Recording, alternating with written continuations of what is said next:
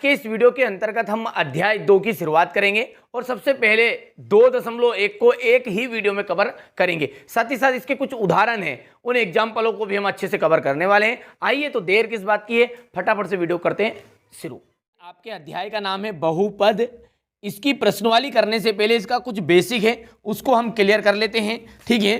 तो जिससे आपका जो जोड़ी है, सत्य सत्य है, ये जो प्रश्न आएंगे आपके एक वाक्य में उत्तर है, ये सब आप कवर कर पाओगे, ठीक है। छोटे छोटे क्वेश्चन, जैसा कि बहुपद कौन कौन से बहुपद होते हैं, ध्यान से देखिएगा। देखिए जैसा कि मैंने यहाँ पर लिखा है 2x, एग्जाम्पल ध्यान से समझना आप। मैंने दूसरा लिख दिया है 4x की घात 2, 3x स्क्वायर प्लस 1। यहाँ पर मैंने लिख दिया है y और प्लस 1/y स्क्वायर, और आगे मैंने यहाँ पर लिख दिया है x की पावर 3। तो यहाँ पर आप गौर से देखो, जो ये पहले वाला है ये बहुपद है, यहाँ पर भी ये बहुपद है, ये भी बहुपद है, लेकिन ये बहुपद नहीं है और ये भी बहुपद नहीं है। ये क्यों बहुपद नहीं है? क्योंकि इसमें बटे वाली संख्या आई, सब समझाऊंगा, आप तो केवल ध्यान से देखो। यहाँ पर माइनस वाली संख्या आई, तो ऐसी जो आपका चर या फिर व्यंजक बोल सकते हैं आप इसे, ऐसा व्यंजक जिसमें घात कैसी रहेगी, बटे वाली घात रहेगी और माइनस वाली घात रहेगी, वो बहुपद नहीं कहलाएगा। जो बहुपद होता है उसकी जो घात होती है, ठीक है, वो एक पूर्ण संख्या होती है। पूर्ण संख्या का मतलब आप समझ गए कि इसकी घात या तो 1 रहेगी, 2 रहेगी, 3 रहेगी, 4 रहेगी, ना तो इसकी घात बटे में रहेगी। ऐसा भी नहीं रह सकता 3x की घात 2, 3/2, ये इस तरह भी बहुपद नहीं कहलाएगा, ठीक है। तो पहली बात क्लियर है, यदि कोई भी बट्टा वाली संख्या है तो आप बता देना बहुपद नहीं है। इस तरह की आए तो भी, ये माइनस वाली आए तो भी बहुपद नहीं है, ठीक है। चलिए दूसरी जो बात आती है आपकी, बहुपद जो है, ये जो बहुपद है इसको 3 भागों में बांटा गया है, ठीक है। रेखी बहुपद, द्विघात बहुपद और त्रिघात बहुपद। उससे पहले इसको घात के अनुसार एक बार बांटा गया है, एक बार बांटा गया है पद के अनुसार। ये छोटी सी बात आपको है ना याद रखनी है, ठीक है। घात के अनुसार मतलब 1 घात, 2 घात, ठीक है, 3 घात।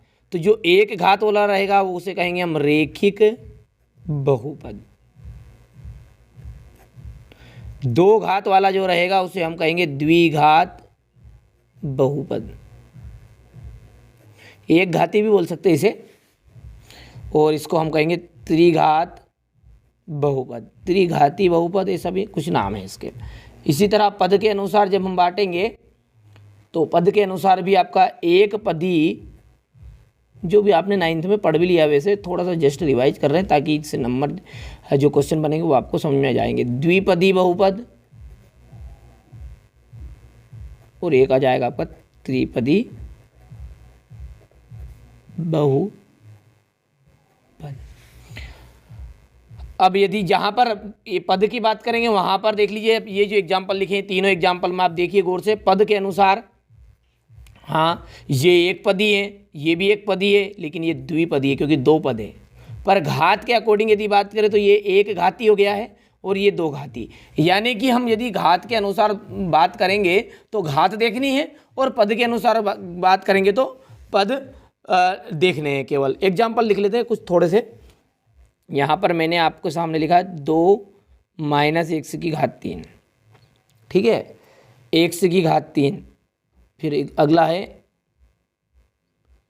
करनी 2x की घात 3, ठीक है, और एक यहाँ पर है आपका x square plus 2x plus 3। यहाँ से देखिए आप, ये पद के अनुसार कौन सा बहुपद है, पद के अनुसार तो पद गिनना है 1 2, तो ये द्विपदी है, ये एक पदी है, ये भी एक पदी है, और ये कौन सा पदी है, त्रिपदी, क्योंकि 1 पद 2 पद 3 पद।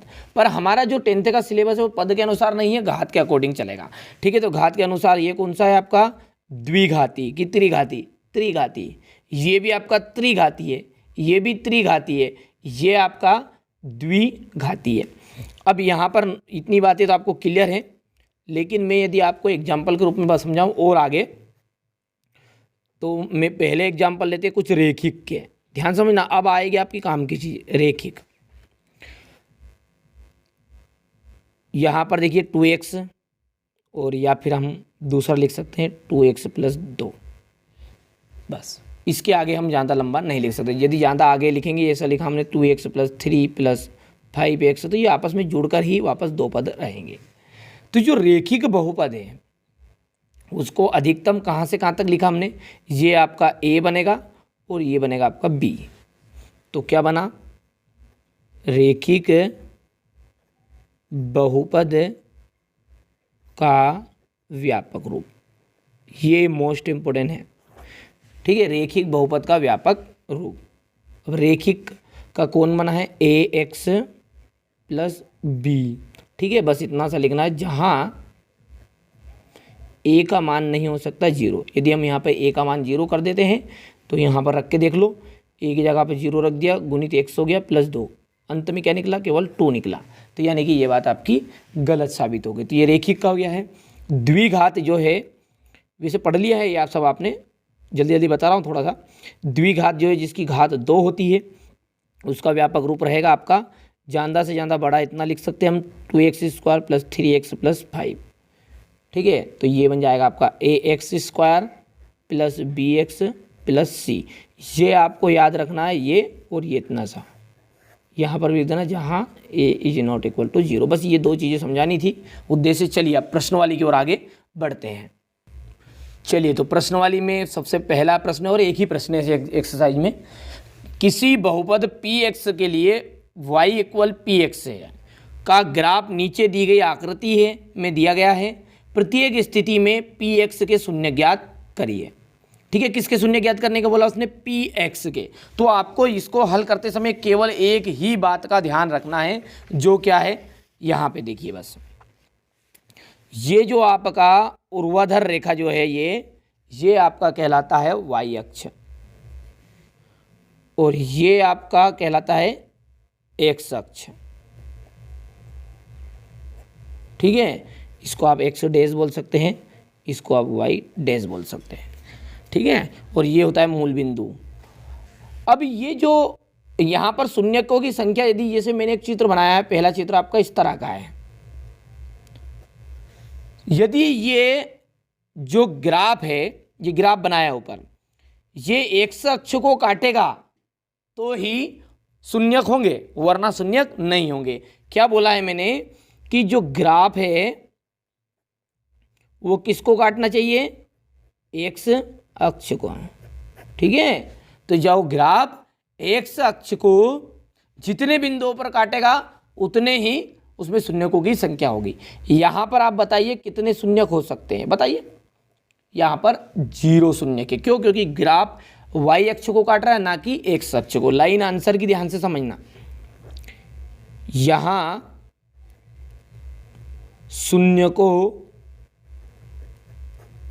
की संख्या 0 है।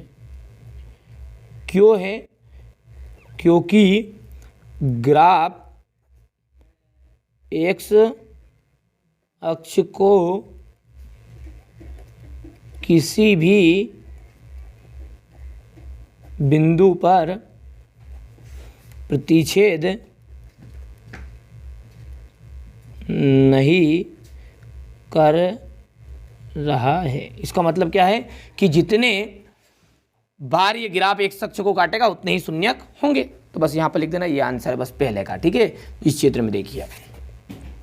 दूसरा देखिएगा, दूसरे में कितनी जगह पर काट रहा है, देखिए। पहली बार गया तो y को काटा, और ये x को केवल एक बार, ठीक है। तो आप क्या बोलोगे इसका, कि यहाँ पर ग्राफ x अक्ष को कितने बिंदु पर काट रहा है, एक बिंदु पर, ठीक है। चूंकि यहाँ शून्यकों की संख्या 1 है, क्योंकि ग्राफ x अक्ष को एक बिंदु पर प्रतिच्छेद कर रहा है, ठीक है। तीसरे सवाल में बताइए, इसमें कितने शून्यक है आपके। यहाँ से जब जाओगे तो इसमें 1 हो गया, ये इधर गए y के पास तो गिनाएगा नहीं, गिनाएगा। नीचे जाएंगे तो ये 2 हो गया और 3 हो गया। कहाँ कहाँ हो गए, एक तो ये 1, ये 2 और ये 3। तो बस इसका आंसर कैसे लिखोगे, तीसरा का। एक बार और लिख के बता देता हूँ, बाकी आप सब कर सकते हो फिर आगे। यहाँ शून्यकों की संख्या 3 है, क्योंकि ग्राफ एक्स अक्ष को